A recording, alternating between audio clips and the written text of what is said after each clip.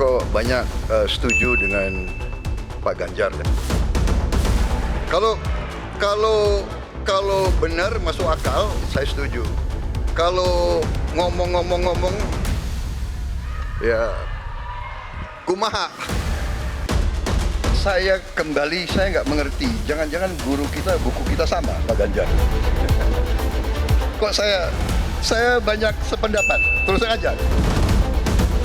Baik ya, sekali lagi saya harus mengatakan, saya kok banyak sependapat dengan Pak Ganjar. Pak Prabowo, saya senang sekali Bapak memantik saya, data saya tidak benar. Silakan bantah data saya hari ini. Dan saya izinkan kalau ada staf mau bantu, silakan berdiri di sebelahnya. Izinkan. Data-data yang Bapak ungkapkan masalah pesawat bekas, ya, saya ingatkan Bung Karno waktu menghadapi Irian Barat, seluruh alatnya bekas. Bapak ungkapkan itu, saya bisa bantah, waktunya tidak cukup. Saya siap berjumpa dengan Bapak. Mari kita bahas satu persatu, akan saya buktikan. Saya butuh hari ini, Pak. Nggak bisa. Saya tidak dikasih waktu. Jadi Anda tidak fair. Anda minta saya kasih penjelasan yang begitu rumit, tapi waktu saya terbatas. Masalah yang kita hadapi, tolong ya, saya memang sudah jadi Menteri Pertahanan 4 tahun, tetapi kita diganggu oleh COVID 2 tahun, di mana terjadi refocusing. Tapi dalam kenyataannya Pak, ketika Bapak memimpin di Kementerian Pertahanan, banyak orang dalam pengadaan alutsista, PT Teknologi Militer Indonesia, Indonesia Defense Security, lalu orang dalam pengelolaan food estate, lalu ada kejadian-kejadian di mana kita semua menyaksikan ketika ada pelanggaran etika dan Bapak tetap jalan terus dengan cawapres yang melanggar etika. Artinya ada kompromi atas standar etika. Standar etika ini fakta. Dan kemudian dalam pidato Bapak mengolok-olok tentang pentingnya etika. Saya tidak tega untuk mengulanginya. Saya menilai Anda tidak berhak bicara soal etik.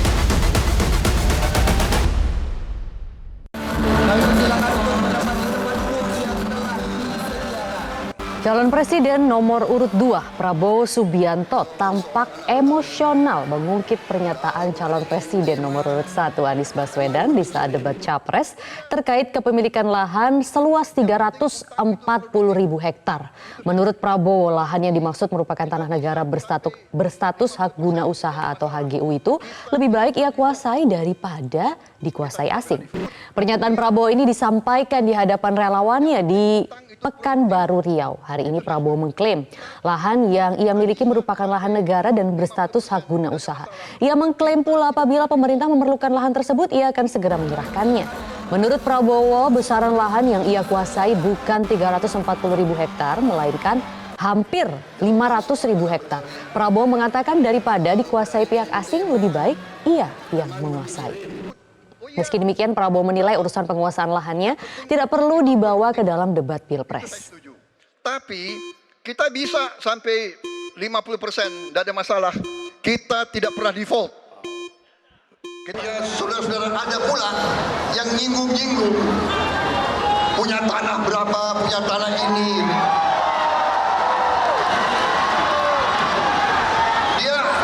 Dia pinter atau sih?